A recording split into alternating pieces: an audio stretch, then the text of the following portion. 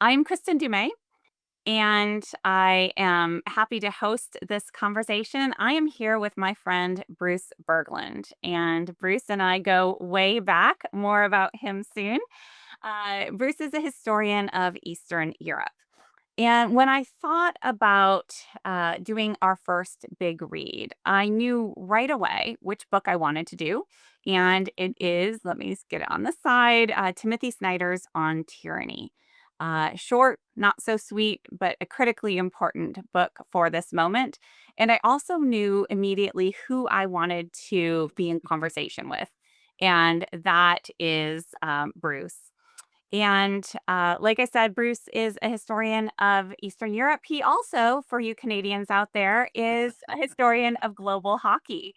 Do you want to give a shout out to that book, Bruce?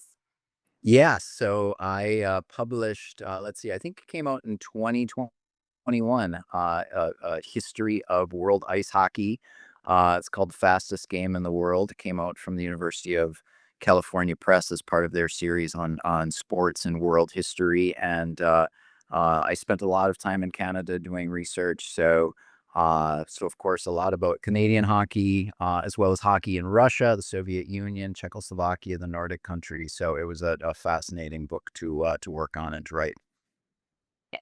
But I knew Bruce before he had written his book on hockey as a historian of Eastern Europe. And so as I was rereading Timothy Snyder's book, it really jumped out at me when he talked about back in 2015. Uh, Before the 2016 election, when we kind of saw what was happening, when we saw Donald Trump and the kind of campaign he was running, and some people were raising the alarm, kind of waving the red flags. And a lot of political observers at the time are saying, don't worry about it, right? The institutions will protect us. Like you don't have to be afraid. The institutions will save us from any potential tyranny. And Snyder says there was one group who was not having it. And that group consisted of Eastern Europeans and historians of Eastern Europe. And I had forgotten that that was even in there. And so, what I thought, we gotta bring Bruce on for this conversation. There is good reason for that. Snyder says that history, for a time, seemed to be running from west to east. But now that has flipped, and we see history running from east to west. And so we're going to be listening to some lessons that have been learned and seeing how they may or may not apply to us. Now, Snyder also says that history does not repeat, but it does instruct. Right? So it's never a perfect match, but we can learn some things. He says history can familiarize and history can warn. History allows us to see patterns and to make judgments, and it permits us to be responsible, not for everything, but for something. And I think that's a theme that's going to be coming up in different ways throughout our conversation. And before we jump in, just a couple of more thoughts. I know that many of you are tuning in to this conversation tonight because you share a sense of urgency, right? What you're seeing is alarming you and you want to do something.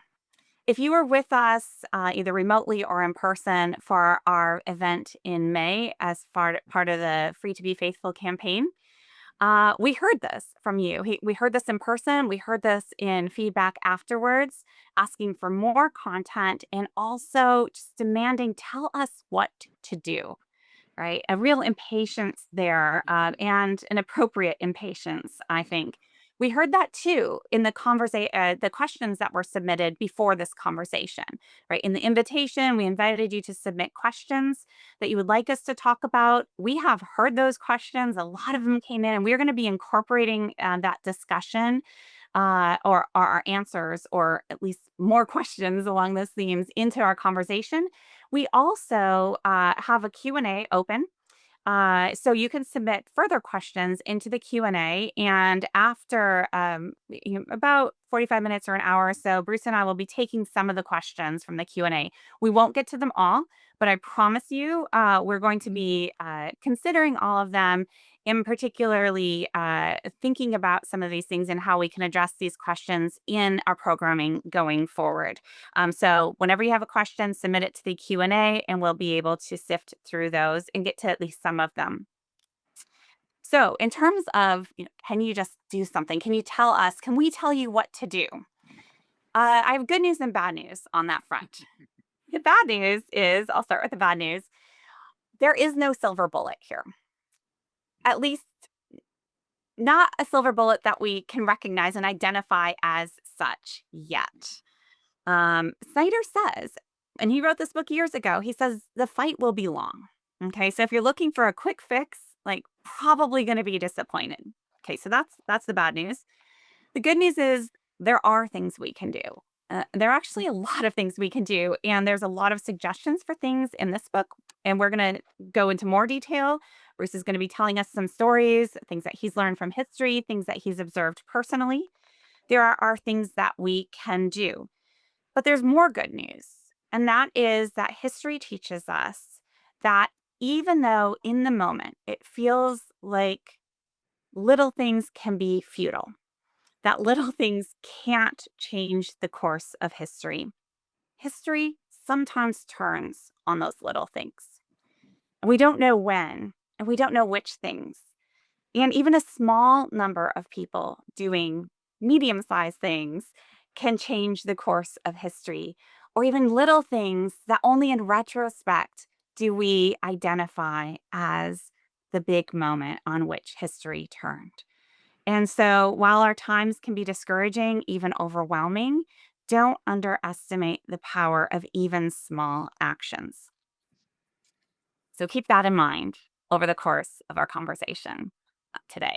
So, Bruce, with that lengthy introduction, I wonder if you could tell us just a little bit more about you, where you're coming from, how you got interested in East European studies, and tell us a little bit about your scholarly journey and where you are now. Okay. Well, thank you, Kristen. And thank you, everybody, for turning out tonight on a beautiful summer night. It's a beautiful summer night in Minnesota where I am right now. So I'm originally from Minnesota. I'm originally from Duluth. And I was my father was a high school history teacher, so I had an interest in history from him. And I'm a child of the Cold War, growing up in the 70s and in the 80s, and so I had this fascination not only with history, but in particular with the Soviet Union and the countries of the Soviet bloc at that time. And I guess you would say I was interested in understanding our enemies and wanting to understand these societies, these states that lived under repressive governments. And so that's what first drew me to look at the history of this particular region. I was first interested. I studied Russian as an undergraduate. I did my master's degree with a thesis in Russian history. But I was also getting interested. It was while I was at university that the revolutions of 1989 took place, and I was particularly drawn to the revolution in Czechoslovakia, what's known as the Velvet Revolution. And I remember in particular in February 1990, the leading dissident, the playwright Václav Havel, who became president of Czechoslovakia after the fall of the communist government, he spoke to both houses of Congress in the United States. So this is in February 1990. And I remember reading the text of the speech and how he talked about morality and politics and how he talked about having this broader perspective beyond simply economic policy and so forth, and to really have a sense of what was expected to make us good citizens and good leaders, and at the same time acknowledging that we have to, as citizens of a democratic state and as leaders, to demonstrate humility.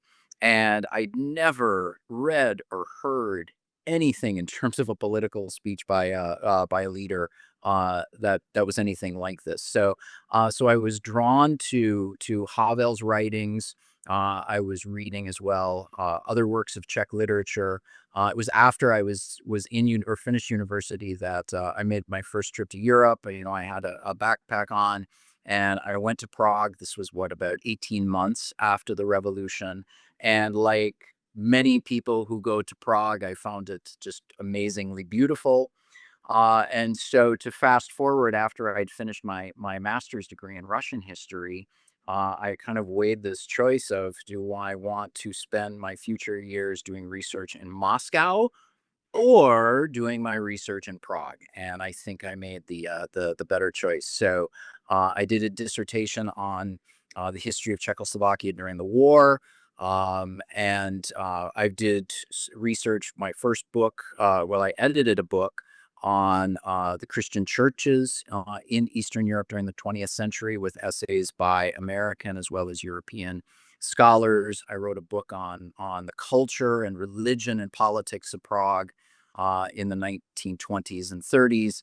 And then I made this veer in the direction of doing sport history, which I see as being connected with what I've done in the past in terms of my interest in cultural history. So my latest book that's coming out right before the Winter Olympics coming up is a history of Russian sports and politics. It's basically a history of why the Russians and the Soviets have cheated at the Olympics and other international events. So interesting connection. I first visited Prague in 1992. I was an exchange student in Germany at the time, and my host family took me to Prague, which was my host father's favorite city in the world. And, cheap food and incredible food and just beautiful, beautiful city. So I was there early on. And, people know me, if they know me, as the author of Jesus and John Wayne. But I have also have a background in German history. And I was an exchange student in Germany in 1992, 93. Later went back and taught German history to exchange students from around the world. And when I got to graduate school, I studied US religious history, but for my outside field, I studied 20th century German history with a focus on the Holocaust and the German Christian movement. And so I think also, as a US historian, well, first let me say, the fields were not supposed to cross like this. Mhm. No. It was my outside field. It was Mhm, just my mhm, hobby, right? mhm, I spoke German to keep that up, and here we are. Kind of that historical background gives one eyes to see things in this mhm, present moment. mhm. But tell us a little bit about when you first encountered the work of Timothy Mhm. Snyder generally, and when you first encountered this book. Yeah, so Snyder and I are roughly the same age. We've never met. So strangely, even though the field of East European history in North America is relatively small, it's still large enough that you don't know everybody who's working in the field. So I knew of his work when he was doing research on nationalism. And in fact, I used to assign, when I was teaching a course on East European history, I assigned one of his early books, where he went all the way back into the early modern period to look at the development of national identity and national tensions in the territory of present day Poland, Ukraine, Belarus, and in that particular region. And that book was a fantastic book. I was always impressed with Snyder as a historian. Well, first of all, as someone working in Eastern Europe, he has a remarkable ability in a variety of different languages, which as everyone knows of Eastern Europe, that's a tremendous asset. And he's also just a fantastic writer, which we see in the book. And that was already evident in his academic books early on. And he has an ability, and this was also evident early in his career. He has an ability to convey historical information, to depict historical episodes and also lessons from history in a way that connects with readers outside of the academic guild. So my undergraduate students really appreciated his writing and his ability to communicate the complexity of the region and all of the tensions and so forth. So because he and I, in terms of our colleagues and friends, overlap. He knows people that I know. I first encountered the lessons on tyranny when he sent it around. I think it was as a Facebook post, and it was right after. It was right after the first Trump's first election in 2016, and it made the rounds, among our mutual friends on social media. And then it was shortly after that that he expanded these lessons that began as a social media post into his book, using episodes from the history of Nazi Germany and communist Eastern Europe, that we were both familiar with um, as scholars of the region, as researchers who do work on the region. So, it's interesting. I'll put in here, and you mentioned something along these lines at the top of your introduction, Kristen. Among all of my colleagues who did research in European history and East European history in that period of 2015, during before the primary started, when Trump was making his appearances in the debates, we were already exchanging messages, saying to each other, this looks pretty bad. This looks familiar to what we know of from European history and East European history. But you could say we were not ready to go Facebook public yet, or social media public, with our concerns about what we were seeing with the Trump campaign already in 2015. And so Snyder, with his book, has really brought that out into the open to say, no, you have reason to be fearful, because we've seen this before. And you brought up that Facebook post, and I must have seen the Facebook post. I don't remember that, but I do remember I got this book as soon as it came out. So Hmm. I must have, maybe it was through our our Facebook Yeah, yeah. contacts, or just in person. So maybe you were the one who first alerted me to this is possible. And but what I can say is, as soon as I got the book and had it, I read it, I reread it, and then for more than a year, Mhm, I kept this book on my nightstand. Like, mhm, and I would read, I just, falling asleep at night. This is what I do. I either, scroll Twitter mhm. or read things like this. And that probably explains a lot. But I had a book I kept that whole year. I was reading Bonhoeffer's Letters and Papers from Prison, and I think I would read different sections of that whole first year. so I think the question Mhm. people are probably asking is, did studying history do this to us, or were we wired this way? And that's why we went to study history. Jury's out, I think, as we're chatting, this is occurring to me. But anyway, back to rereading this book. I will say, I mean, so many of the lessons, so many of just the phrases, the wording, I have carried with me. But the one lesson Mhm, that has really guided my actions since this book came out, uh, has been lesson number 1. mhm, Do not obey in advance. That has essentially become my mantra, and I think mhm, it mhm, explains a lot. Uh, I it made so much sense to me mhm, that this anticipatory obedience, right? mhm, Because of what you fear might mhm, come to pass, you muzzle yourself.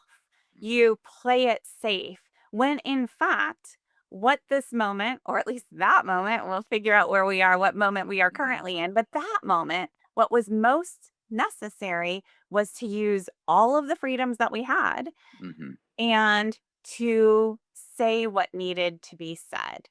And more often than not, the worst case scenarios don't actually come true, right? But if across society, everybody with power decides to be on the mhm, safe side, protect that power, right? mhm, That's what opens the way for the horrors of history, really. What Snyder says is it teaches leadership what is possible. And my goodness, has this refrain been in my ears over the last few months when we see law firms and businesses and universities preemptively capitulating, when we see television networks settling when they have no reason to, according to the rule of law, but to be on the safe side, right? And you can just see that happening. You think, oh, I have a couple of books that I would like you to read. Um, so, when you look to the history of Eastern Europe, what comes to mind with respect to lesson number one? Do not obey in advance. Yeah, that's a good question. And what I've seen in my own research. So this will probably be the only time where I make reference to my hockey book and the research I did on hockey. But what I've seen in my research in general is how quickly individuals, as well as institutions, or the people who are in power in institutions, were willing to obey the parties that came to authority in their particular country in order to maintain their own authority and their own position. So the example I have from hockey is I remember reading in the archive in Prague the documents of the National Hockey Federation in what would have been the Czech lands at the time. And immediately after the Nazis took control of the Czech lands in 1939, you see at the bottoms of all the correspondence of all the documents, Heil Hitler.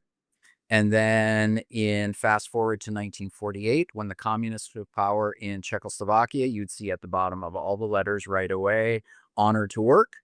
And then in 1989, immediately within days after the revolution, you would see references to the democratic spirit of our sports associations and sport institutions.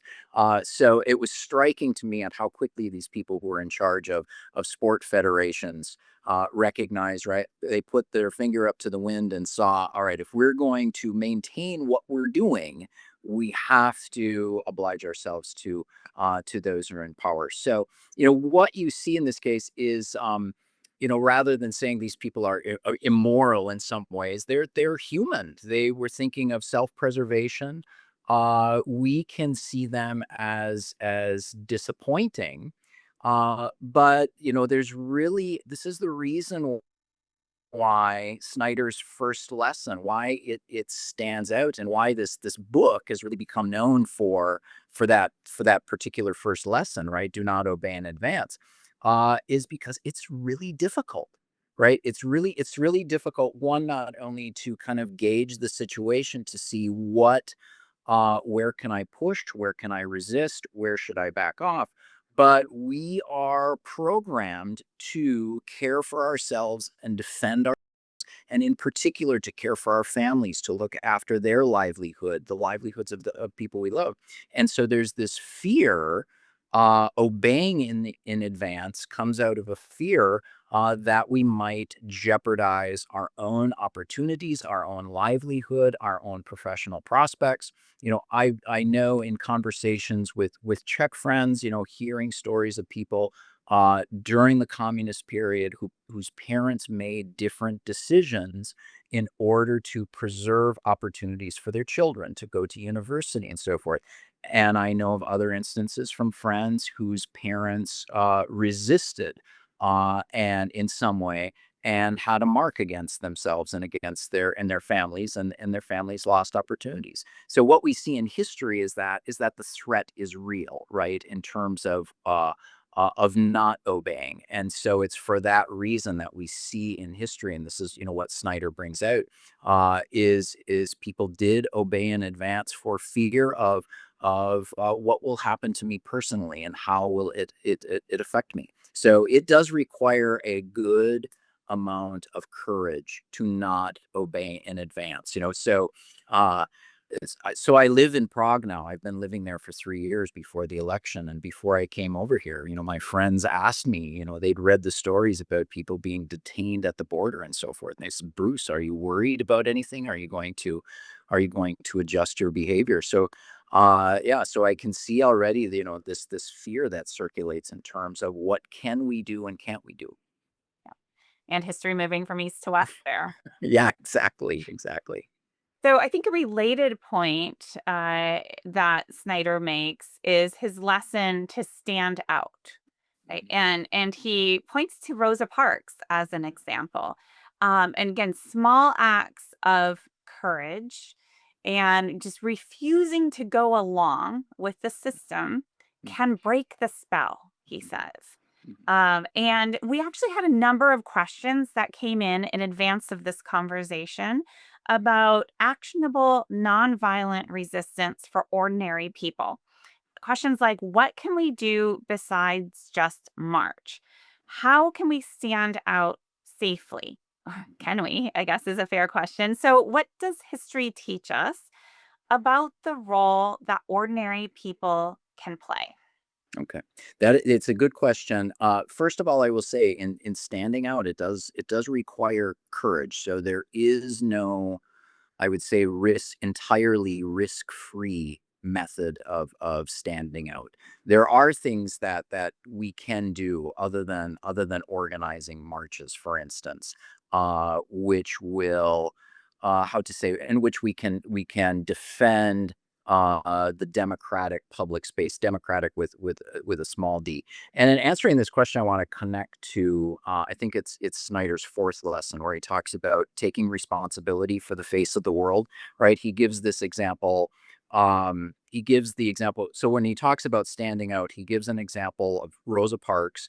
But also there's in one of Václav Havel's essays, the most famous essay, Power of the Powerless, he refers to a manager of a grocery store who puts the sign in the window, all power to the workers, right? So this socialist slogan that really has no meaning, but he's doing it simply out of political obligation, political inertia, you could say.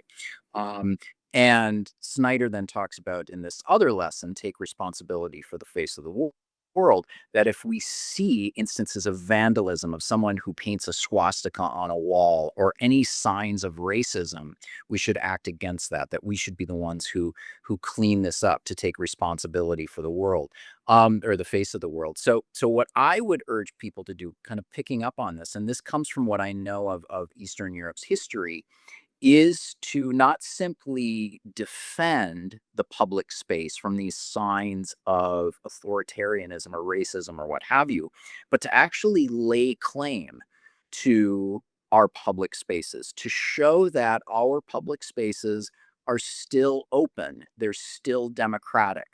I have Czech friends who would tell me how when they were children and they were riding with their parents on the tram or the metro, their parents would hush them, and the parents didn't want someone to overhear something that the child might say, something that the child heard at home and then repeats in the public space of the metro. They didn't want to draw attention to themselves. They didn't want somebody to hear something that might get them in trouble. So, right, the only political speech was what was approved by the party.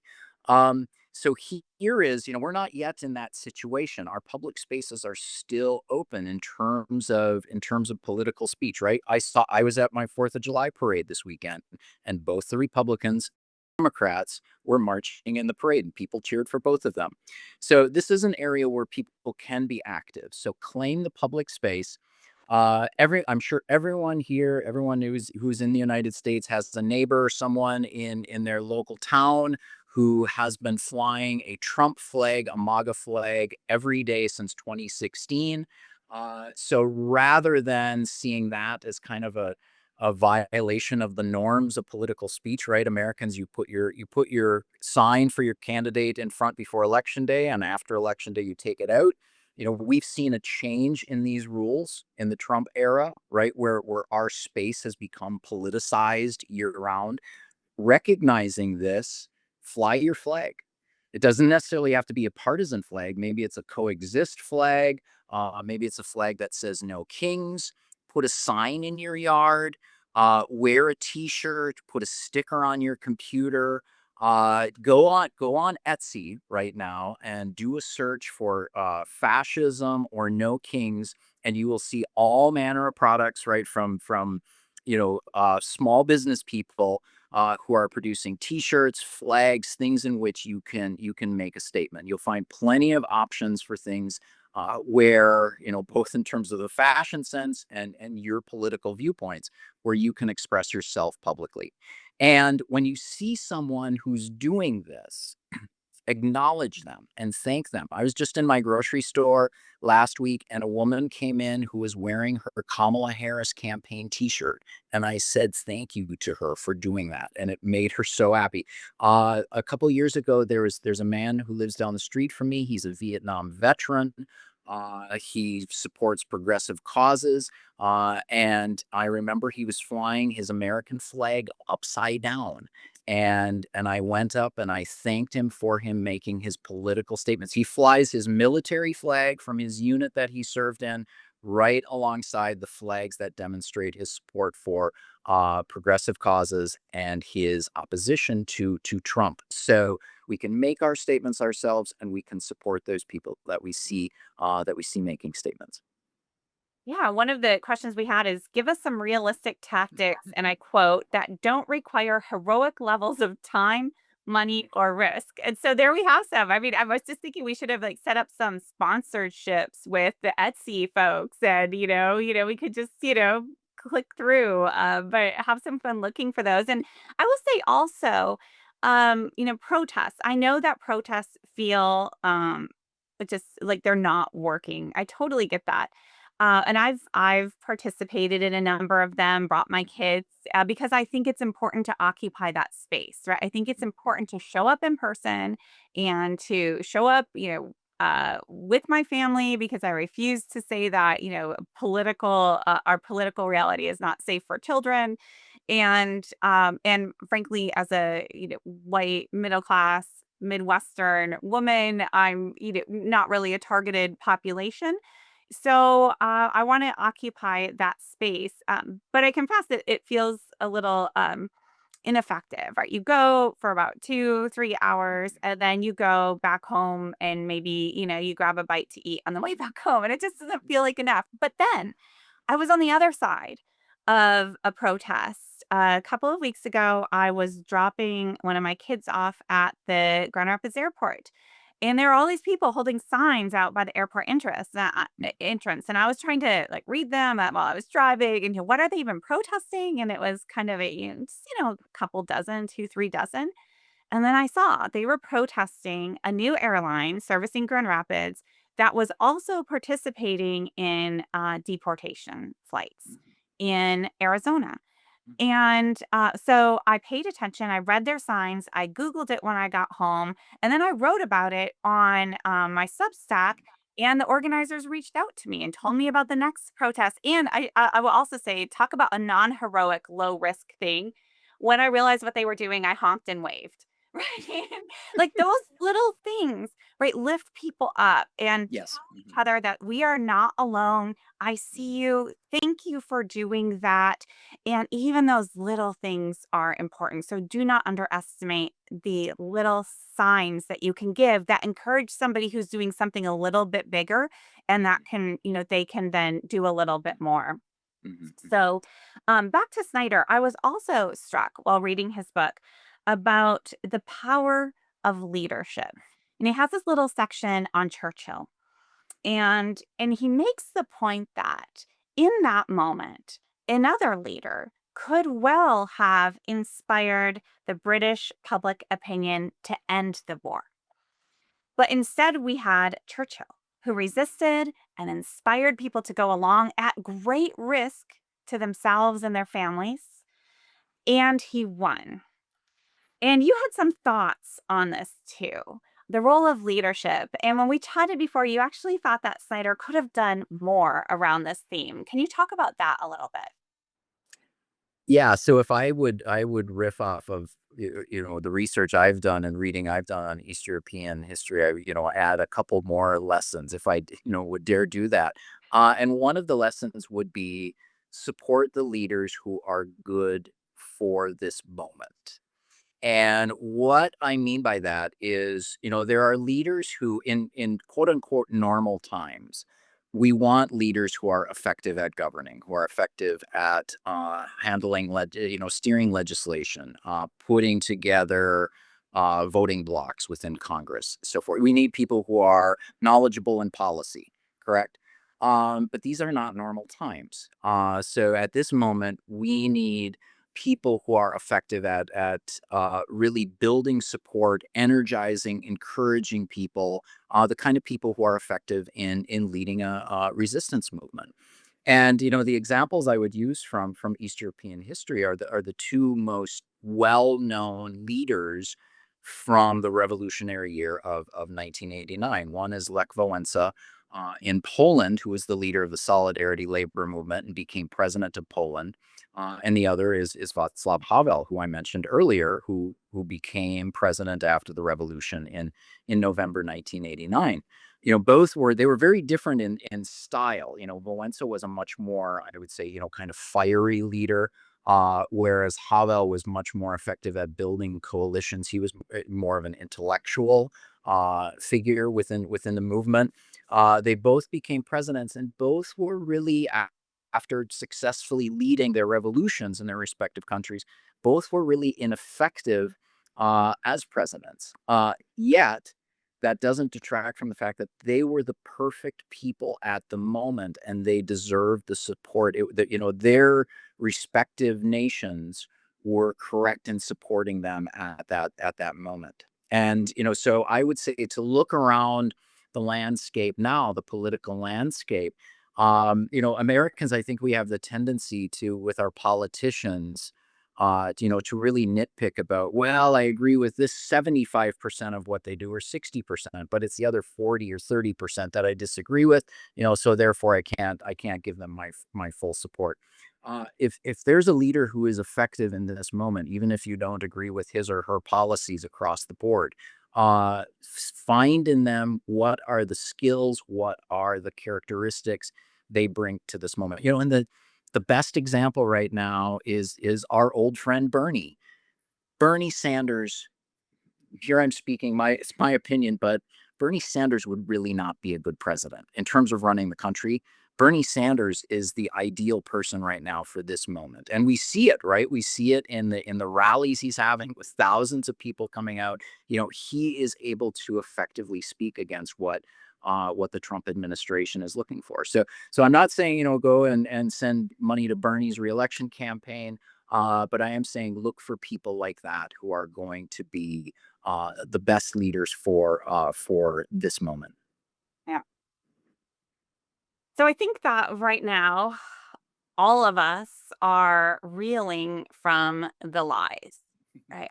I'm certainly feeling that, right? When you're kind of out in public and trying to counteract, or not in public, in your own friend groups and families and, neighborly chats. And you're trying to argue based on facts, and it gets nowhere, right? There is so much misinformation, spin, and just straight up lies being just turned out by the minute, amplified by the media, and it's just bewildering, and it can be really exhausting, to be honest. Right? Like, as a historian, as a scholar, I feel like I'm pretty good with words, and so I can make some good arguments.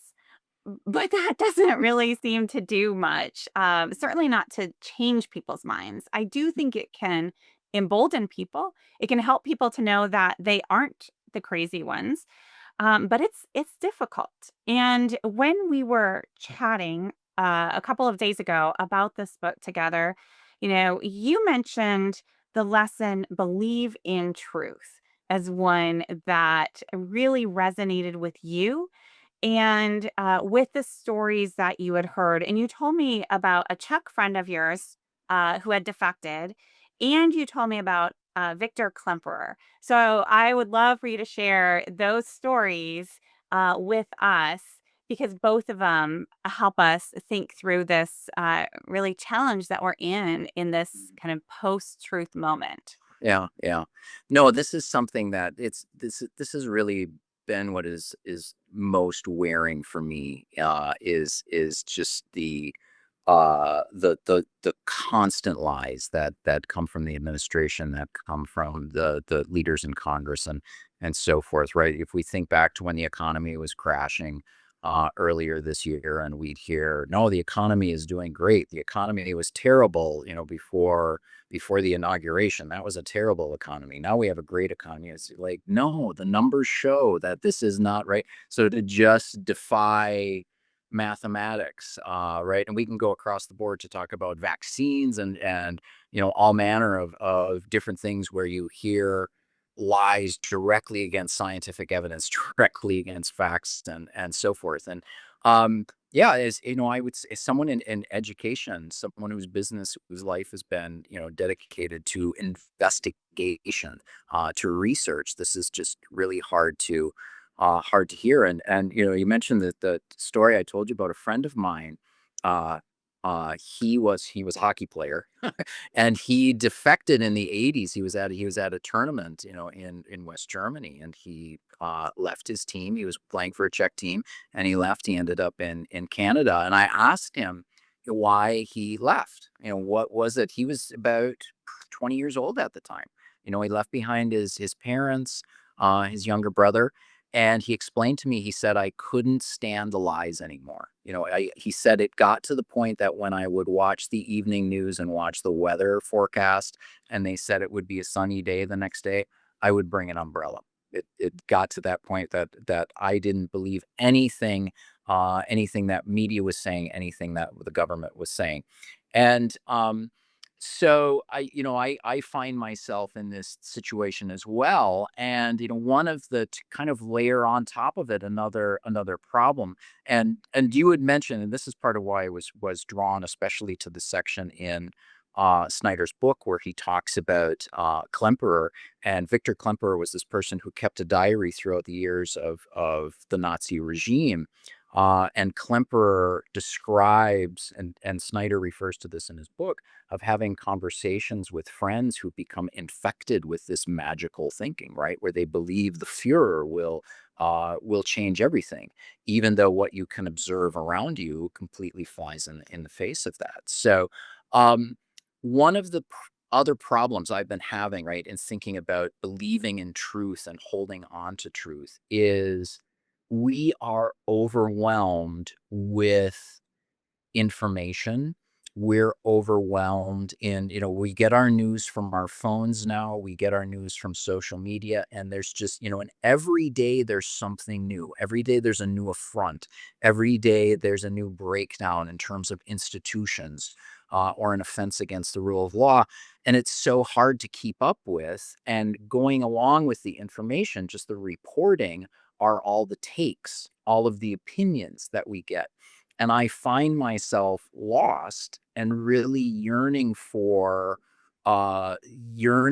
truth, or yearning for some I find myself yearning for solid knowledge as opposed to ephemeral takes. And so I think, going back to the question of what we can do in this moment, Snyder talks about, supporting investigative journalism. He talks about reading books. He mentions books from Eastern Europe or from Nazi Germany. He mentions novels and essays by the dissidents of this period.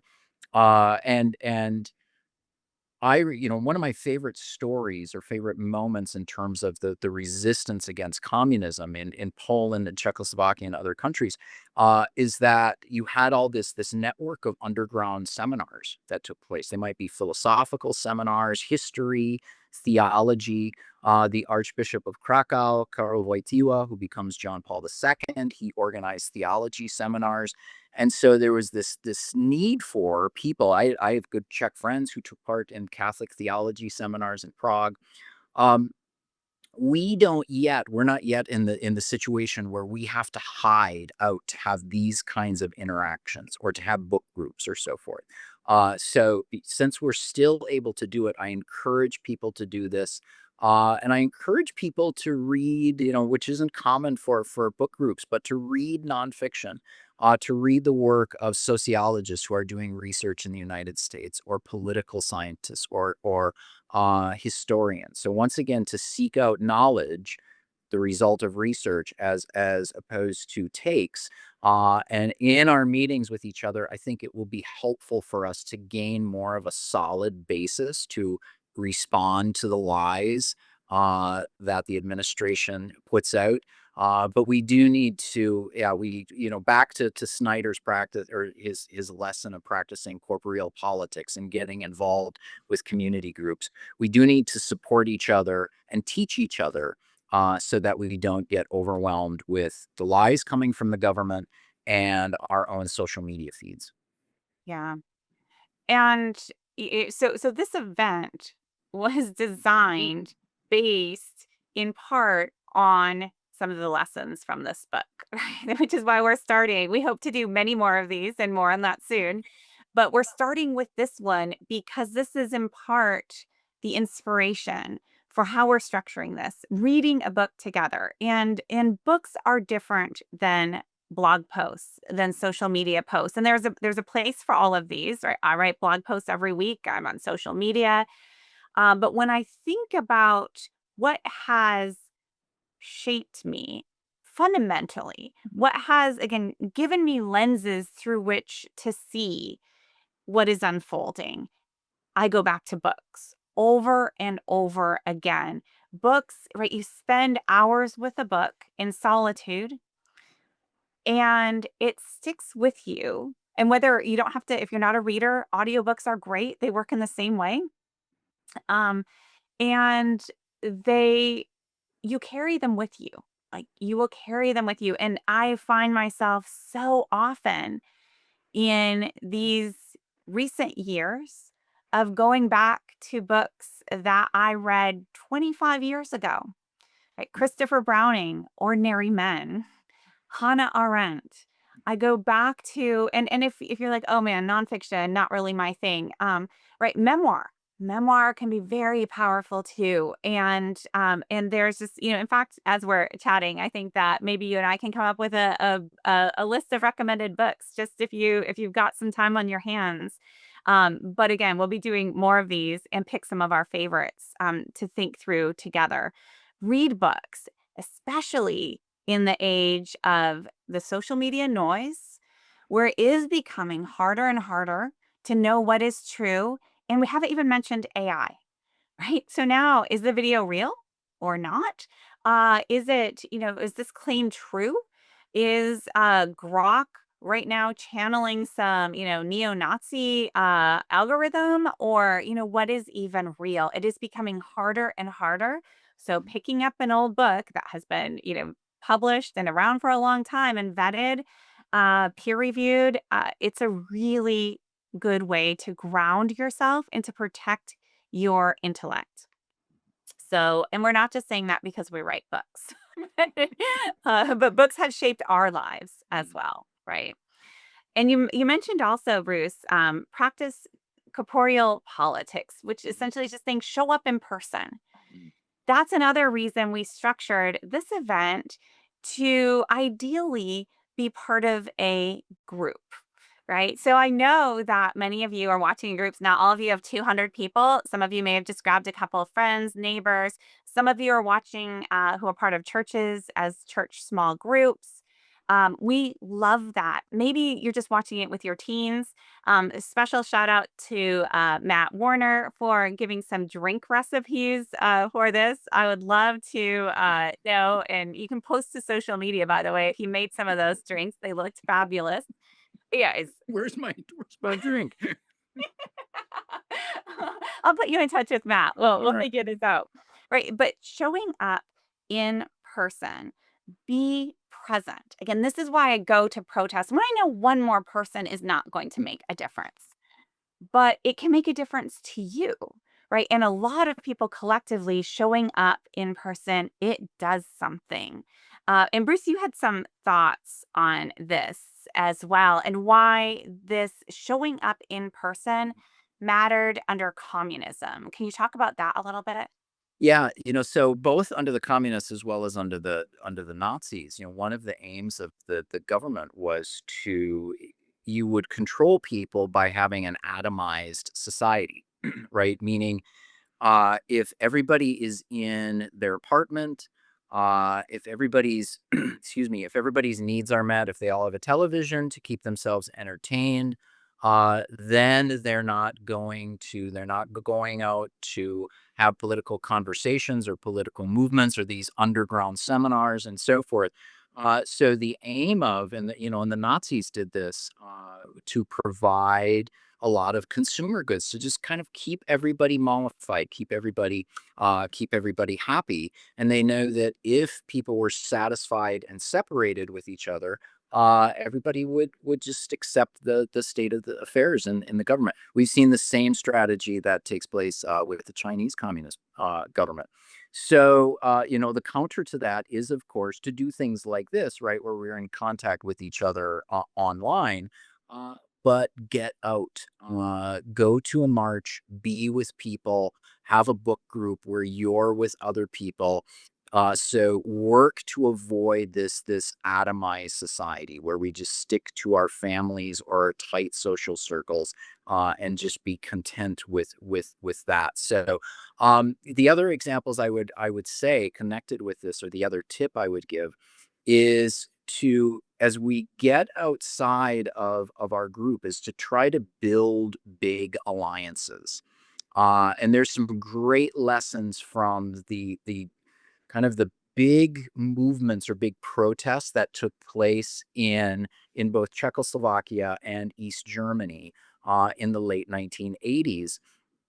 And in both cases, you had major movements that were both, I'll just say, the germ of the movement, or the germ of the protest, was within a religious ritual, or built around a church. So, the example of the prayer meetings that took place in Leipzig at St. Nicholas Lutheran Church there, or in the case of Czechoslovakia, there were some Catholic pilgrimages that brought together people. But what happened in those instances is that these religious movements attracted other peoples, other non-religious people who came in and saw this as an opportunity to be with other people who oppose the regime.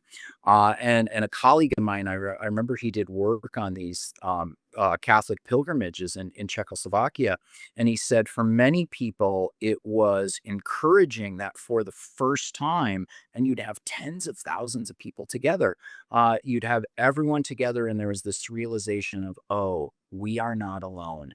It's not just me in my apartment grumbling about the regime, or grumbling about the communists. There are other people, thousands of other people who oppose the regime.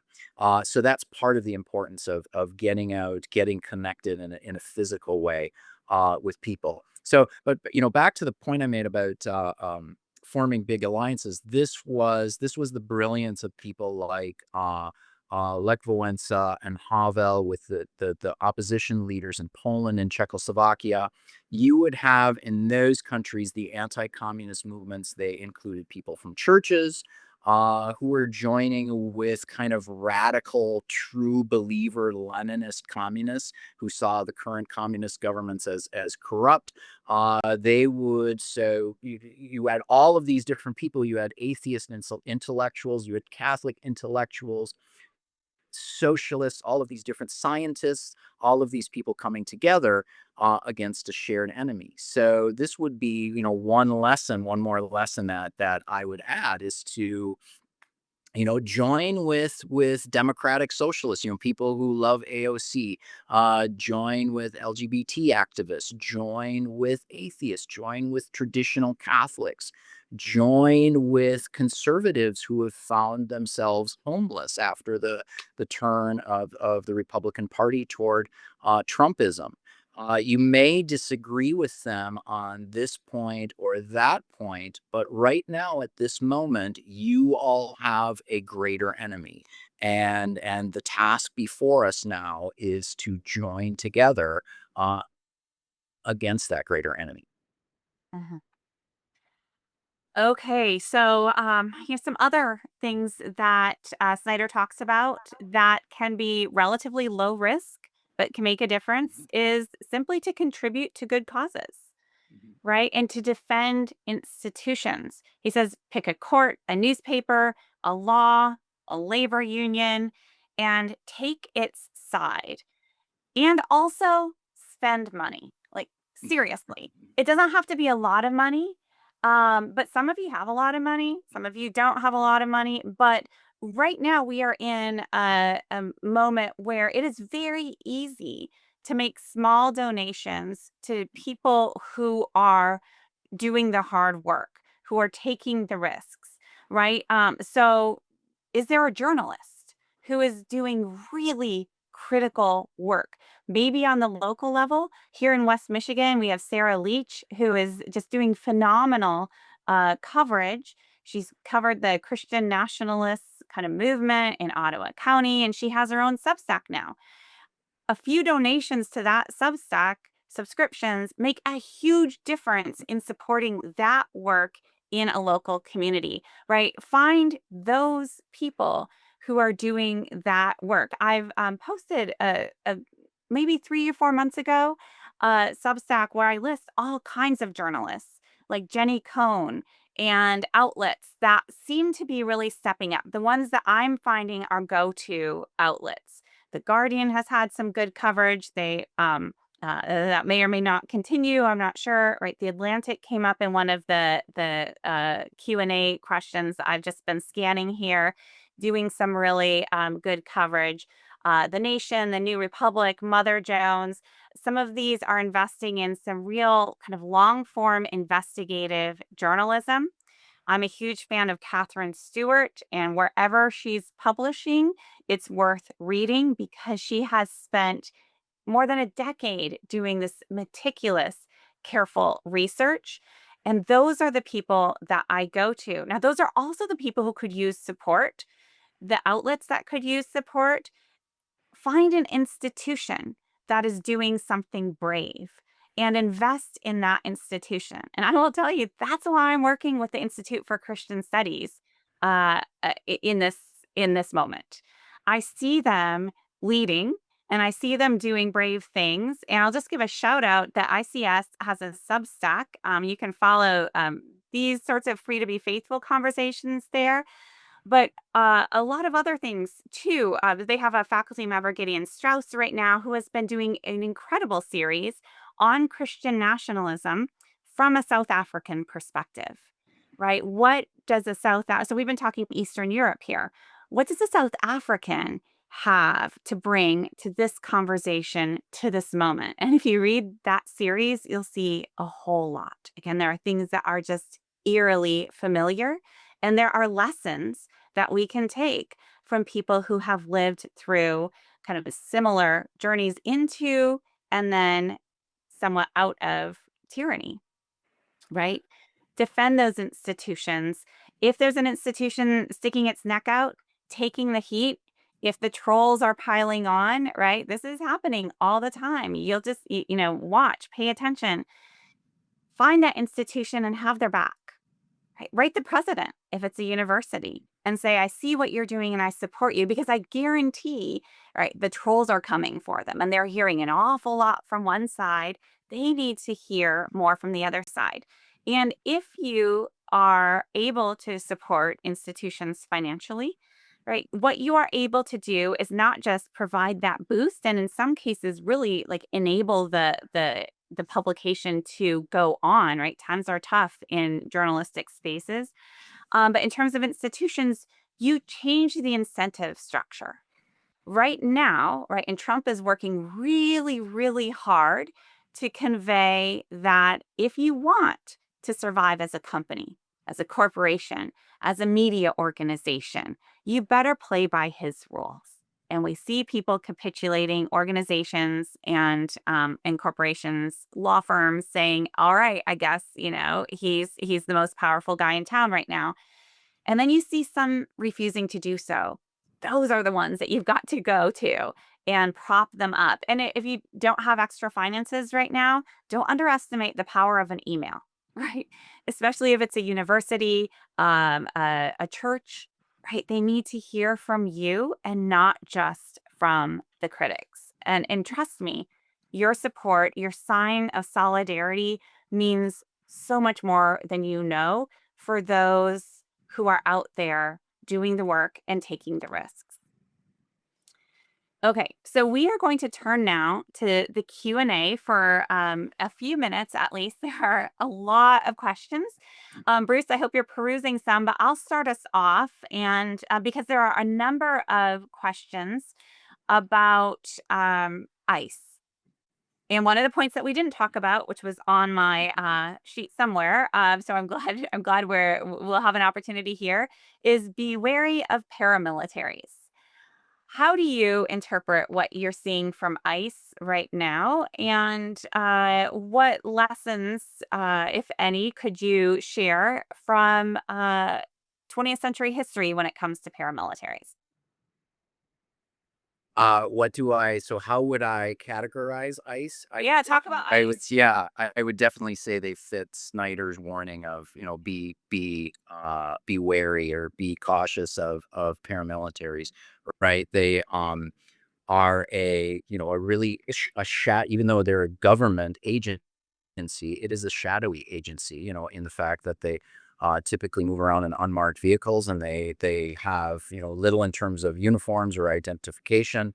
Um, we do see when the Nazis came to power before they did, and Snyder talks about this, right? They employed the brown shirts, the SA, were originally this paramilitary to lay claim to cities, and to fight against leftists and workers who were radicalized by the communists and so forth.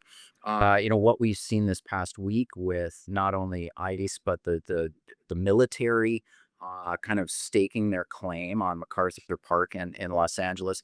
Those are the kinds of things that Snyder is warning us about, right? Where we see a threat of the military moving against U.S. citizens. So the one thing I've been thinking in terms of with ICE, and there's just been this bill that's been proposed by I think it's by Padilla and Booker, is that ICE can't be masked and they have to identify themselves in the same way that regular police do. Um, even though we see ICE agents wearing their masks and see that as threatening, which is the intent of them wearing masks and covering themselves up completely. We should also read that as a sign of weakness, right?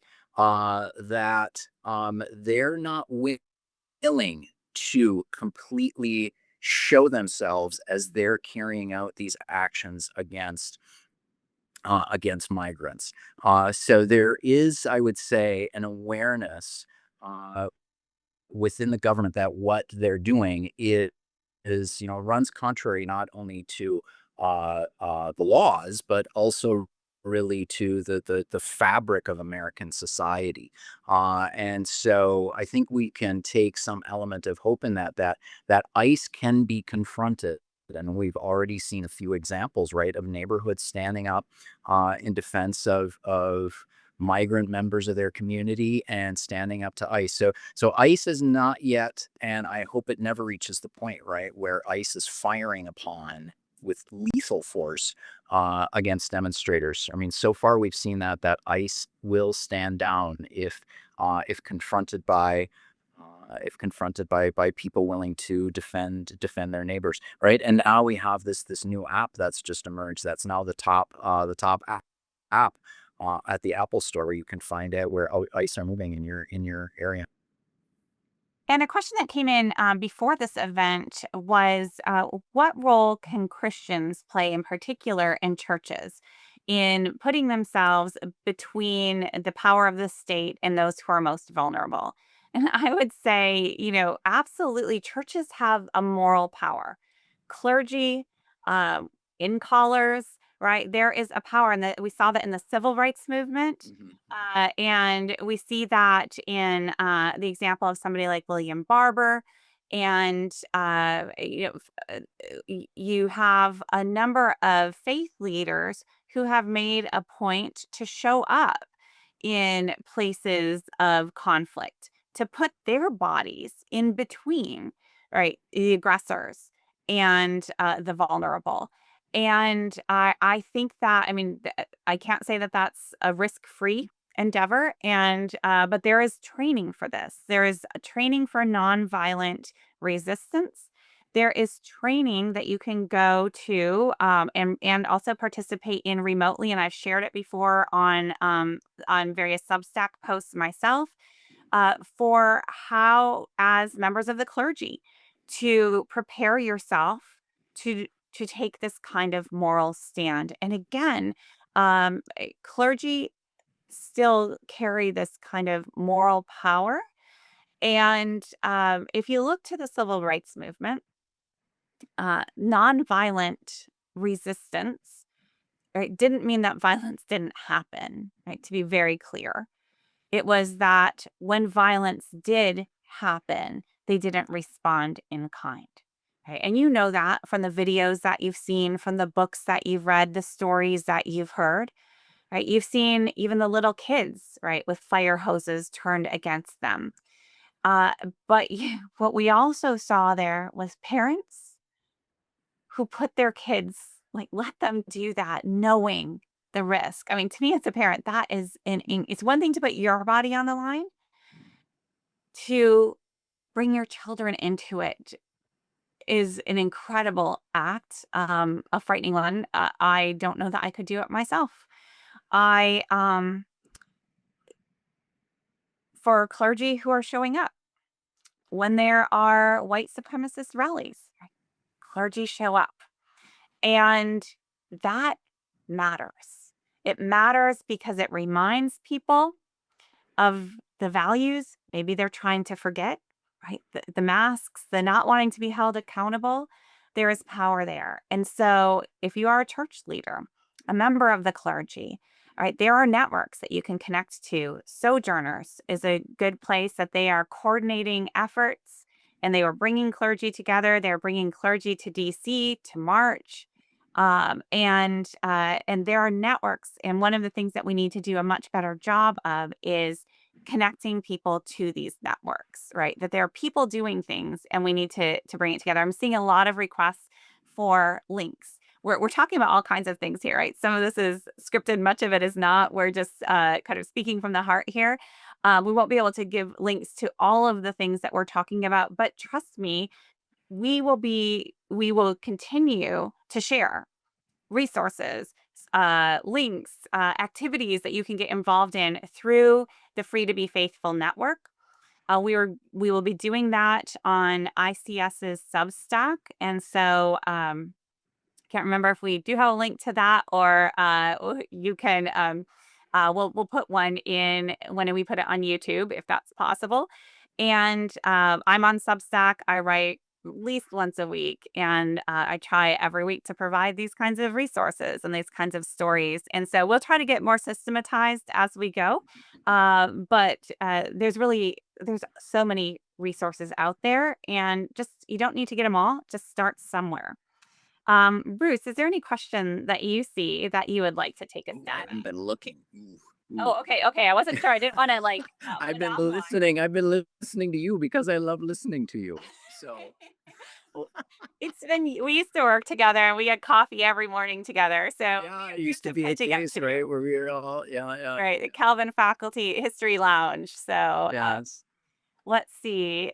Let's. Somebody asked, "What about Mamdani as a leader for this moment?" That would be that's he's the kind of person, exactly that I'm thinking of, right? In terms of, well, whether or not you agree with his the breadth of his policies, he has clearly showed himself as a leader capable of really energizing voters, especially energizing young voters. And it's a person like that is someone who deserves our support for the recognition of he's going to be the kind of person who is smart, is effective, is charismatic, is able to energize a broad base of people, and that's what you're looking for. And for those of you who have been kind of following the commentary on the Democratic Party, and and perhaps recognizing that the established leaders of the party are just not, with a few exceptions, are just not recognizing the severity of this moment. Somebody like Mamdani or AOC clearly understand what is at stake. Yeah. I'll add Pete Buttigieg to that list Yeah. as well, right? He's articulate. Um, now a question about clarification that I mentioned in passing Sarah Leach. She's actually now the editor of a newly launched nonprofit news media organization that is focused on Ottawa County called the Ottawa News Network. And it is growing, but it could very much benefit from subscribers. So those West Michigan folks, there you go, something to do local, and I guarantee it will make a real difference. She has been doing this work for years now, and so supporting independent journalism. Somebody else brought up just your local newspaper, subscribe. Yeah. Amen to that. Right. I Yeah. when I think about like the kind of root causes to how we got here, one is gerrymandering. I go back to that all the time and I won't go into that here. Another is the decline of local news. So that now everything is like this kind of drama out there. And we know, our side and the other side, when really what matters in our lives is our local communities, not exclusively, but to a large extent. And instead, politics has become this kind of spectator sport, and everybody, and it's pulling people apart instead of what it ought to be, which is how do we live well together and work across our differences? And that's something you have to do at the local level. And so when we no longer have the information that we need to do that work together, it also, kind of brings us into this increasingly polarized national space where it becomes about identity instead of about what's actually happening on the ground. Mhm, mhm. I see somebody connecting with that, Kristen. Somebody did ask the question of referring to my statement about looking for solid knowledge, where to look for that. And excuse me, I've been turning more to media sources outside the United States, who I know, of course, have correspondents here, whether from Canada, from Britain. To look at the Guardian, a media source that's traditionally leaned left, as well as to look at the Economist, a media source that's traditionally leaned right. So to kind of pull yourself out of the uh, uh, there is great journalism that's being done by American journalists in the United States, but it's also helpful to get a perspective of what do people outside the United States think of what they're seeing. Living in Prague, I this entire year I would hear the question from my students. From just random people I would meet, what is happening in the United States. So there is this sense of people in the rest of the world don't quite understand what is happening, and that would be something. Kristen, you and I were talking about this when we met earlier, and I said, one of the important things within the anti-communist resistance in Eastern Europe was that it was a movement of ideas, and we cannot say that the Trump government is an administration of ideas, with the exception of what tax cuts, right? So we have to we have to kind of look for hold on to, or I should say, and what I've heard from Czech friends, from people I've met, is that they always recognized the strength of the United States was that it represented this idea.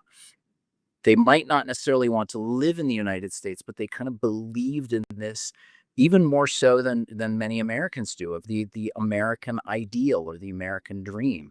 And now they're recognizing this is lost. We don't see this in America anymore because of what your country has done in electing this person. So that's what's really at stake is not simply preserving American democracy, but really defending the ideas that the republic was built upon, and seeing those as worth defending and worth preserving. I see another recommendation here that I think is worth repeating, and that is to get off social media or reduce exposure to social media, right? It benefits authoritarianism. It really does. And this anonymous attendee adds social media has also made us socially inept. Right. So one of the things that I have done is like use the little apps that restrict your social media time because if anybody remembers me back in my Twitter glory days, right? It could just like, start taking over and it wears you down. It does, right? The onslaught of attacks, of misinformation, of just the chatter that keeps what are you not doing when you're listening to that, when you're sucked into those spaces? So I'm not, abstaining from all social media, but I am shrinking that part down. Even though, I'm on a podcast every week and I've got to talk about this stuff and I'm talking with journalists, so I'm not off social media, but I'm much more aware of what it's doing to me and trying to offset that by being with people face to face whenever possible. If I'm given an option, Zoom in, or we could do this in person. I'm like, let's do it in person if at all possible, and kind of build those ties that we have let erode. And screens have been a real part of that. Bruce, I have a question for you though. Here's maybe a fun one, and I've seen a couple of these. What part do musicians play in a resistance movement? Oh, they play an important part. They play an important part, right? My goodness, right? I think of, musicians have in this age, we can think of musicians in the same way as, excuse me, the large demonstrations we've been talking about. And I was thinking this before, before we had our meeting, and you and I didn't talk about it, Kristen. But when you go to a music festival, right, there is uh, in all likelihood now there's going to be some political commentary that is that you hear from the stage, and just like kind of the protest singers of the 1960s, you do get a sense that you're being at a political rally, and it can have it's the same effect as going to an explicit political rally in giving us this sense of we are not alone. We're part of a larger group of people who are angry about what is happening. And so, yeah, go to music, go to theater, support the arts, because not only is this an administration that's not about ideas, it is not an administration of art and beauty and aesthetics, and which is why it's no surprise that Trump wanted to take over the Kennedy Center, right? So he had a vision of what art and theater and performance should be. So support the performers and the artists, the musicians who go against that. Okay, so ICS is located in Toronto. And as somebody mentioned in the Q&A, Timothy Snyder also recently moved to Toronto, the University of Toronto. Mhm. And a lot of our audience members are Canadians, and they are watching with great interest. Do we have any specific advice for Canadians in terms of what they can do to help us, or anything else? And, I honestly, sitting here as an American, I'm like, oh, we are not in a position to offer advice, right? We just need some help. But what would you have to say to our Canadian friends? Um, what I would say is what we saw this winter at hockey matches played in Canadian cities, right? Of Canadians who were booing when the U.S. national anthem was played. I think it is.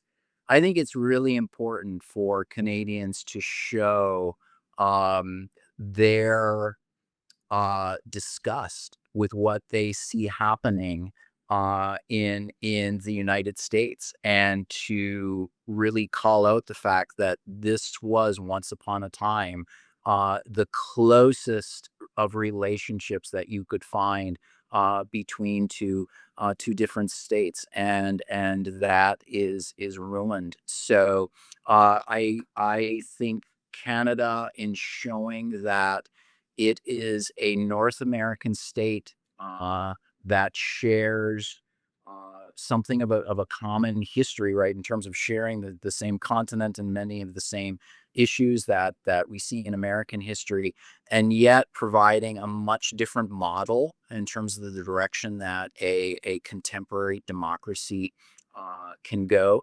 I was in Ottawa on Canada Day back. This was in 2018, right? So it was during the first Trump administration, and I remember hearing one of the speakers. It was a medal winner at the Olympics, and she was speaking, her speech about what makes Canada great. It was so clear that every one of her points was against what Trump represented in the direction that we saw in the United States. So I think, yeah, that's just as during the Cold War, people who were living, behind the Iron Curtain, who were living under repressive regimes, they looked across the border and they saw an example of what a democratic functioning state looks like. I think Canada can do that. I'd say the most important thing that Canadians can do for us is to stay strong in Canada. That's really important. So, yeah, we that's that's what we're looking for. There we have 78 questions here, so we cannot get them to them all. I will read all of them, I promise, and think them through as we go forward. But I want to respect everybody's time and mostly want to make sure that you still have time to hang out with your friends and mix another drink or two and keep up this conversation. Continue this conversation in your own spaces with the people in your room where you find yourself with your neighbors, with your friends from church, whoever you are watching this with or want to share this with. Right? You can. This video will be out early next week. You can send it to a friend, a family member, and say, "Hey." Why don't you watch this? I'd love to just, talk about this with you. And again, this is just one little piece of a much larger conversation that we will continue to be having here as part of the Free to Be Faithful movement.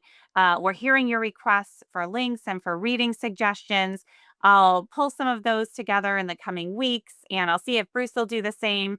But a couple of points before we wrap up and with some closing announcements. Bruce, you and I were talking about how uh, we don't want to leave people without hope, right? That can be a challenge for historians. We tend not to be the most optimistic, and I will confess that I get asked this all the time because my presentations can be a bit of a downer, always. And so I'm always asked, almost always, by the host, "Okay, Krista, we got to wrap up. Can you give us some hope here?" And like I get it because too much despair isn't good, right? Right? We can't leave people in a point of despair because that's not going to help at all. I also confess that I can get a little annoyed with the question because sometimes I feel what people want at that point is cheap hope. Right. Just help us feel better so you don't ruin the rest of our evening kind of thing. Right. Just give us something to quick hold on to. We'll feel better. We'll go about our lives. I trust that those of you who have tuned in to this conversation are not after cheap hope. So, Bruce, what hope can you bring into this conversation rooted in history, rooted in reality? The hope I can bring is, and I'll respond to one of the questions where somebody said I disagree that this administration is not about ideas, and what I mean by that is this is an administration in terms of its policies. It's based on fear and resentments, right? As opposed to what we see in the founding of the republic is this idea of and the idea grew and was changed over the course of American history, but it's based upon this idea of people being equal and the idea of a government by the people and for the people. And these are ideas to hold on to. The idea that America offers this opportunity for people who come here as immigrants from other parts of the world. Um, you know, I had a good measure of hope back in May I was, like I said, I live in Prague now. I teach in Prague at the university, but I came over for my son's graduation for his master's degree. And he went to George Washington University in Washington, D.C. And the graduation ceremony was right under the Washington Monument, right across the ellipse from the White House, right? So the speaker was facing the White House, speaking the place, facing the place where Donald Trump sits. And the speaker, she was a young woman. I think she had her degree in neuroscience. She was the daughter of immigrants from Mexico. And she gave the most compelling statement, the most poignant, powerful expression of the ideas at the root of the American experiment, that her family came for opportunity, for a future for herself, for her siblings. She talked about the opportunity she had to do research, the opportunity she had to do research that would benefit her community. She was motivated by this sense of public service, of caring for her community, of building a perfect union, right? Of kind of creating communities that support each other and build each other up, rather than communities that are built upon resentment and fear.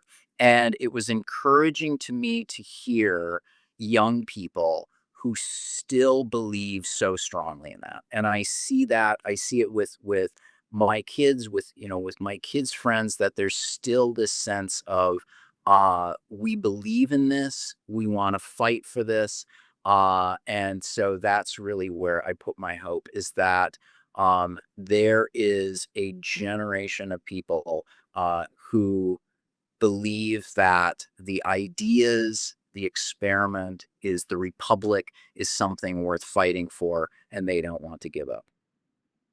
That's beautiful. I often turn to Tim Tyson. He's one of my favorite civil rights historians, and he has an essay in the Atlantic. Actually, I think it was in the Atlantic. Yeah. Can honest history allow for hope?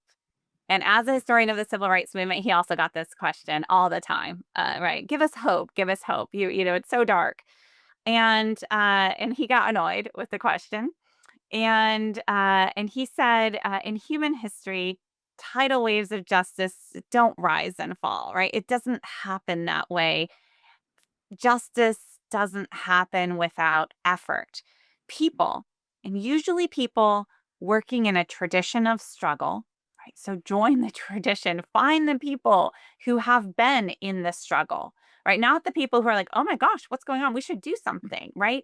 Find the people who have been in the struggle for a long time.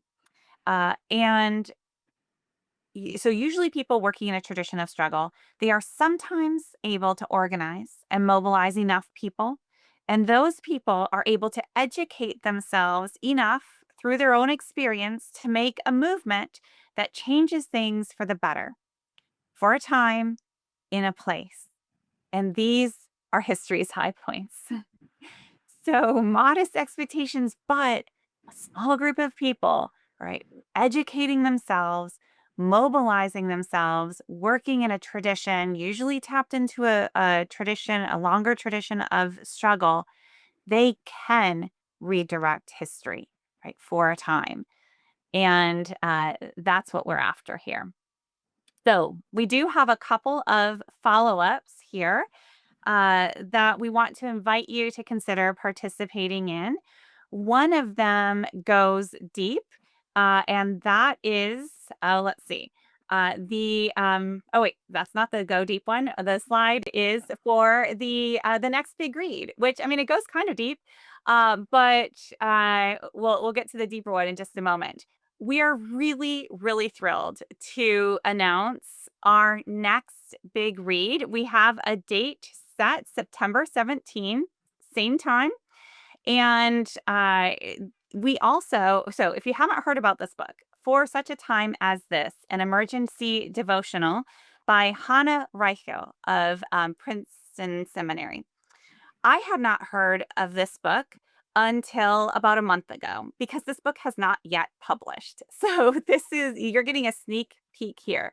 I was asked to consider endorsing this book. And I will tell you, because I'm finishing my next book right now, I'm declining all endorsements. So if you're an author out there, just don't, let me finish my book and then I'll do what I can.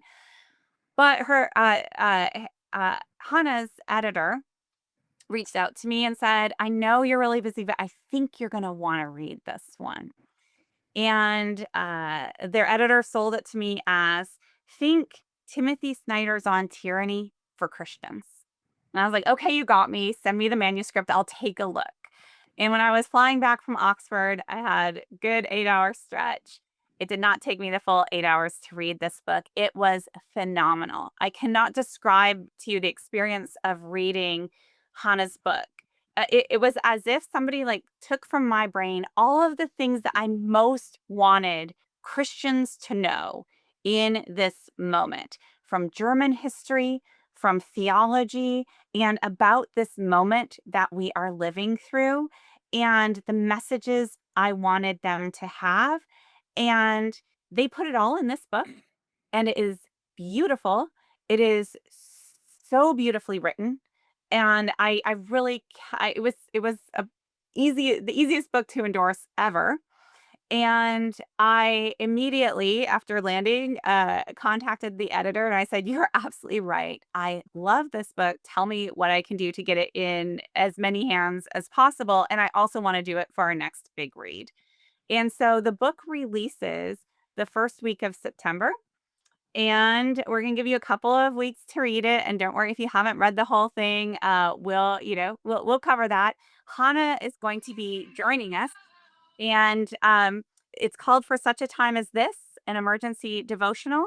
And starting tomorrow, the publisher Erdman's is going to be making available a special discount price. And so you can order it there. We will be posting all of this information again on ICS's Substack.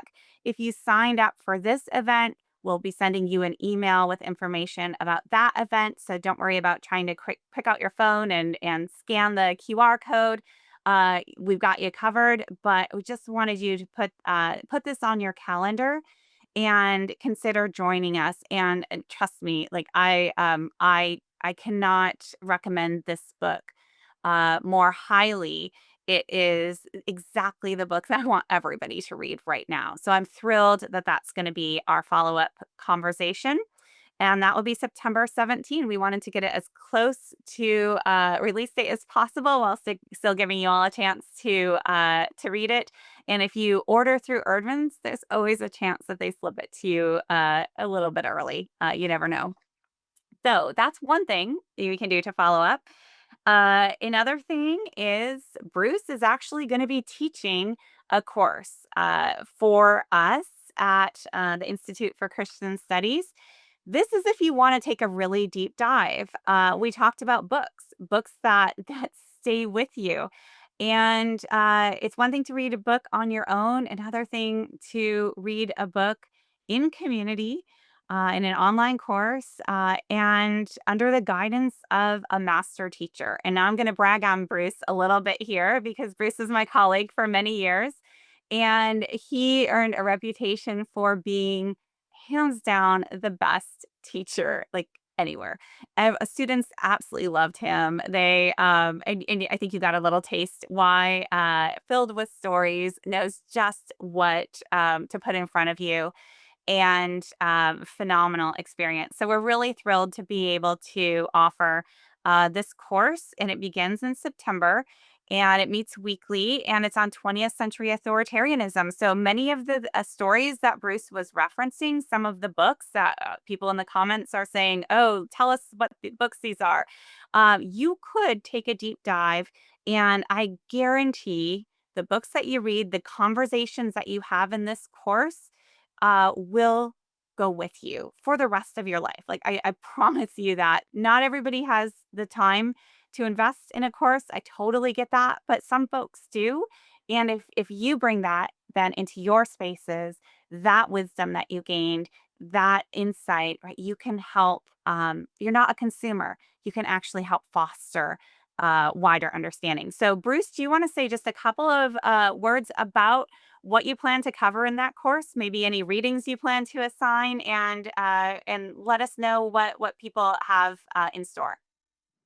Yeah, so thank you for the very kind words. I appreciate that. So this is a course. So one thing when I first began to be interested in East European history, I was really drawn to dissident writers. So the people who showed this courage and who held on to the importance of ideas and ideals in fighting against authoritarian regimes. So we'll look at some of these writers that were interesting to me, but in particular, we're going to look at writers within the church. So we'll talk about theologians and pastors. And one thing I'm going to say is that we're going to look at people who provide the best example is Bonhoeffer. I mentioned at the start that when Trump was first elected, this was the book that I had by my bedside that I was reading throughout this year. So we'll read what he was saying, but then the examples of people within churches who did not stand up as firmly as people of the time hoped, and looking back in history as we would hope. So people, you might say, who offer something of a counterexample of how we might act during this time. So I want to look at German writers. We'll look at Czech writers. We'll look at the work of Karol Wojtyła. So before he became John Paul II, what he was writing in Poland during the 1970s. We'll look at people who are well known, and we'll look at people that Slovenian poets. How about that for an advertisement? Take an online course to read some Slovenian poetry. I'll leave it at that. Perfect. So you can find more about Bruce's class on the ICS's website, and there are three other courses that are being offered this fall. A wide array of subjects. So Sylvia Kiesma is teaching on gender, sexuality, and the Bible. And Karen Swallow Pryor is going to be teaching a course on literature, the good, the true, the beautiful. Right? Bruce mentioned about music and arts, and this is really important. Like this is all like one piece, right? And immersing yourself in beautiful literature that reminds you what is true, right? And that draws you in and it holds up these ideals that you know to be true is so critical in this moment. So take the time that you spend doom scrolling, right? And read some really good literature, whether you take the class with Karen or not, right? We're just offering some different opportunities here. Angela Reitzma-Bick is going to be teaching a course on reading the ruins on faith deconstruction, particularly in the Canadian context. So, two of our professors are Canadian and two are American here. Just trying to mix things up and start to cover a number of different facets. We're going to be offering courses in the winter, in the spring. And so, if nothing here catches your interest, stay in touch. And we have a lot of really great classes planned, including some designed specifically for pastors, but not limited to pastors. So, lots of opportunities there. Finally, as I close, I will just point you again to the Institute for Christian Studies Substack. If you don't know what Substack is, just Google Institute for Christian Studies Substack. It will bring you right there. And you can subscribe. And if you subscribe, totally free.